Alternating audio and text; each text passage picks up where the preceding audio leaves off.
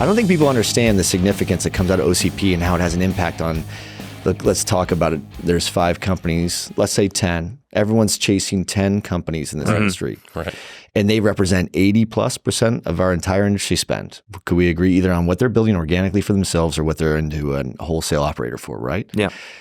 Well, knowing that, everything that we're doing is a ripple effect downstream on the construction side. It's a byproduct of what you guys are doing inside that white space, right? Because we have to solve for those cooling requirements in this regard. We have to solve for the way that we, reject heat and That's right. and deliver electrons. And I see it iteratively shifting from the field perspective, not understanding that I was thinking like, which company is leading the market? But really it's this collective.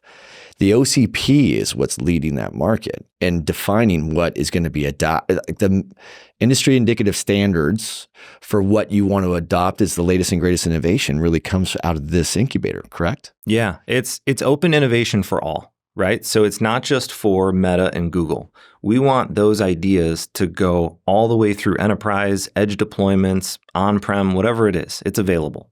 And so those companies are not just playing for those 5 or 10 companies.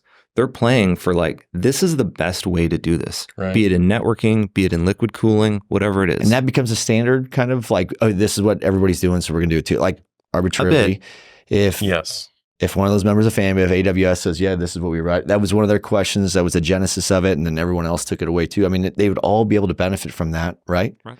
So what are some examples? Are you guys allowed to talk about any examples of any of the badasses that came out of that had like dropped the mic on a couple of these cool ideas? Because I know some other folks that roll in orbit with that and they have great ideas all the time. So I'm like, what has happened that came from here that no one knows came from the OCP?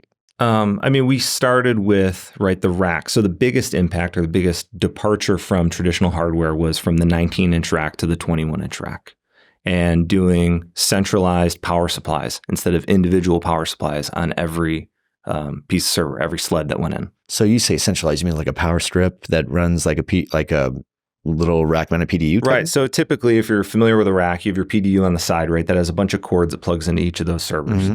In an OCP, in an open rack, that's a bus bar at the back. Okay. And so that's 48 volts at the back, and those servers slide in. All the connections are at the front. So I talked about efficiency and not only how it runs, but also how someone works on it. They never have to go to the back of the rack, right? Everything happens from the front. UPS and power architecture with that deployment is completely different. So you're reducing every whip, every cable.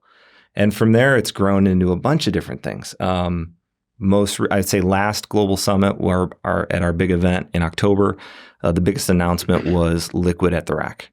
So now when you slide a server into the rack, there's a blind mate connection for fluid that goes a direct liquid to chip being like a mineral oil of some kind. In these, it's typically like a glycol mixture, more like antifreeze in your car. Okay.